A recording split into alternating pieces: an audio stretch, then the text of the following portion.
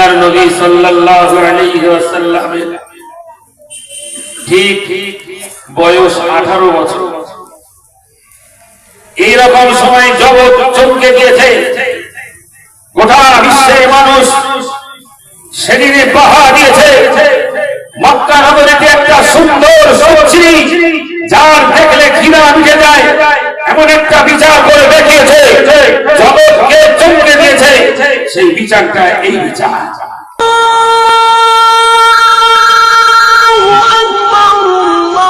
এ ভারত যাকে ঔরঙ্গজেব নামে খ্যাত, যার নামটা ঔরঙ্গজেব লকাব আলমগীর, 49 বছর দেশ পরিচালনা করেছে। রাজকোষের পয়সায় একটা নয়া জীবনে নেয়নি। নিজে হাতে কোরআন লিখতেন আর টুপি সেলাই করতেন, এতেই তার সংসার পরিচালনা হয়ে যেত, লালায়িত নয়। রাজকোষের পয়সা ধ্বংস করা নয়, তিনি পারলে অনেক কিছু করতে পারতেন, করেন। আজ শুনি কোন মোড়লের একটা কোটের দাম 10 লক্ষ টাকা। কার টাকা? এই ভারতের জনগণের টাকা। আজ তোমার মাতব্বরি করতে দেওয়া হয়েছে বলে ভারতবর্ষের অর্থ শোষণ করে তুমি নিজের বাহাদুরি দেখাও। তোমার জবানে কোনদিন ভালো কথা বলা হবে না, তোমার কোনদিন সত্য বিচার পাওয়া যাবে না, তুমি কোনদিন মানুষের উপরে সৎ ব্যবহার করতে পারো না, যেহেতু তুমি শোষণকারী হিসাবে গণ্য। ইংরেজ সরকার আর তোমার মধ্যে কোনো পার্থক্য নাই। তারা শোষণ করে বেশি নিয়ে যেত, আর তুমি শোষণ করে বাহাদুরি দেখে ওই অন্য দেশে দেখানোর জন্য তুমি বাড়ি দাও, সফর করতে থাকো। বিষয়টা এই একই। আহা, তোমার বিচার নাই, তোমার কাছে যাওয়া হলো। আমাদের আখলাক ভাইয়ের এই বিচার আপনি করুন। তার বাড়িতে গরুর গোশত ছিল না, খাসির গোশত ছিল, তারপরেও তাকে মারতে মারতে মার্ডার করে দেওয়া হলো। তোমার মুখে কুলু।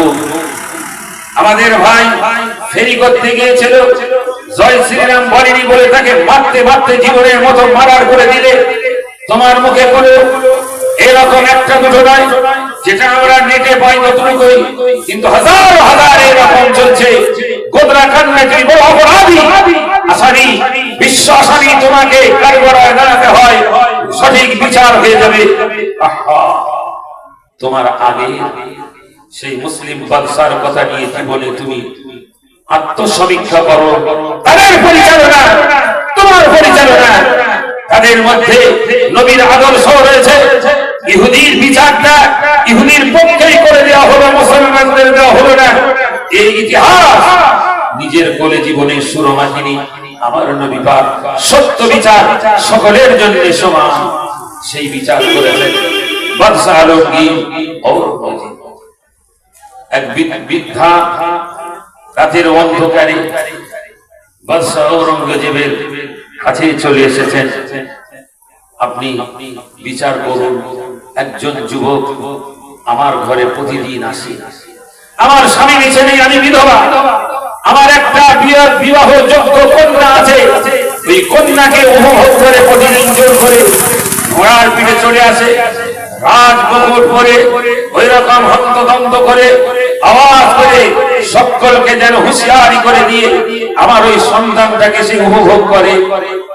জাহাপানা, আপনি এর বিচারটা করবে। মাথা নিচু করে বসে কিছুক্ষণ পরে বলছেন, মা আপনি বাড়ি যান, আমি পারলে বিচারটা করব, আপনি বাড়ি চলে যান। কখন আসে? এই সময় আসে। আজকের মতো চলে গেছে, তাই আমি রাতের অন্ধকারে আপনার কাছে এসেছি, বিচারটা চাই। কুদরত আমার আল্লাহ তাআলার কৌশল। নবী যখন ইহুদি, নাসারা, জৈন, খ্রিস্টান, নবী ওখানে কাফের, বেঈমান, মুশরিক, মুনাফিক দেখেনি, বিচার দিলে রাসূল সঠিক বিচার করে। আল্লাহর নবীর ওই সাহাবা আরেক সাহাবার কাছে গিয়ে বলছে, রাসূল আমার পক্ষে বিচার করে না।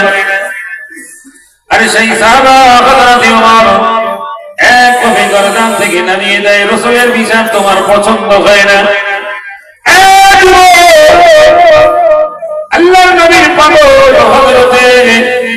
বাদশাহ আলমগীর ঔরঙ্গজেব রহমাতুল্লাহি আলাইহি পরের দিন যে সময় ওই যুবক বুদ্ধ ওই বৃদ্ধার বাড়িতে আসে, তার সেই টকবকে জোয়ান পেটিটাকে উপভোগ করার জন্য যখন ওই যুবক ঘরে প্রবেশ করেছে, পিছনে পিছনে উনি চলে এসেছেন।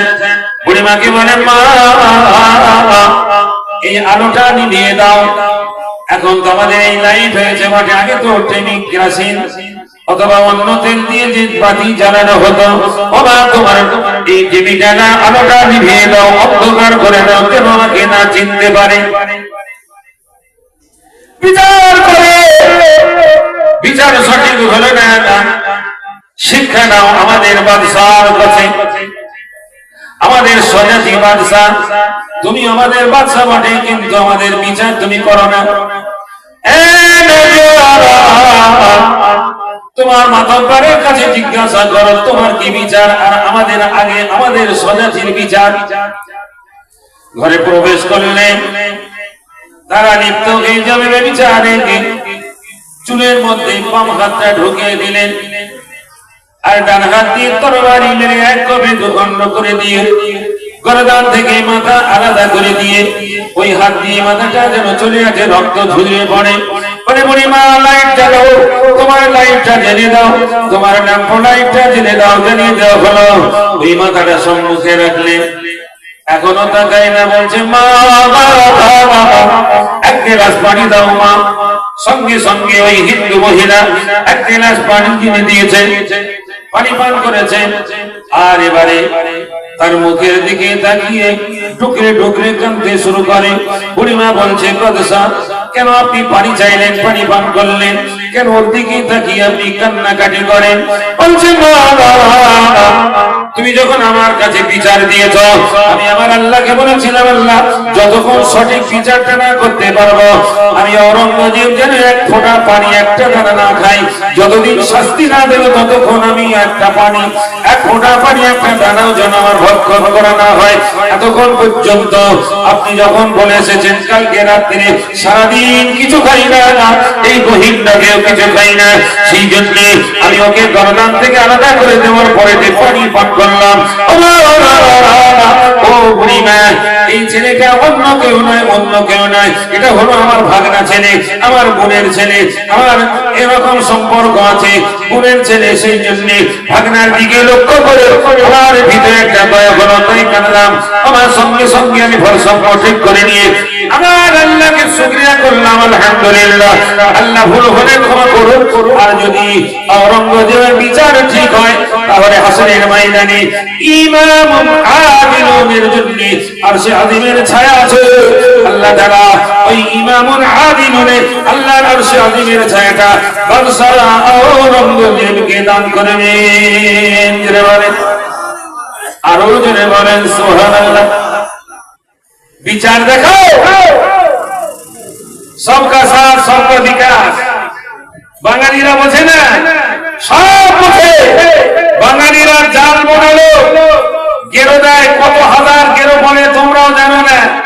এরা পেজ সব বোঝে, যেদিনে বাঙালিরা পেজ দিয়ে দেবে সেদিনে গদি আর থাকবে না। ইংরেজ সরকারের মতো সরকারকে উদ্ধার করতে পেরেছে, তুমি তো তাদের তুলনায় চুনোপটি। তাই আগে থেকে সতর্ক হও, এই ওয়াকফের বিষয়টা প্রত্যাহার করো, তা না হলে তোমাদের ফিরাউনি দশা ধরবে। আহা।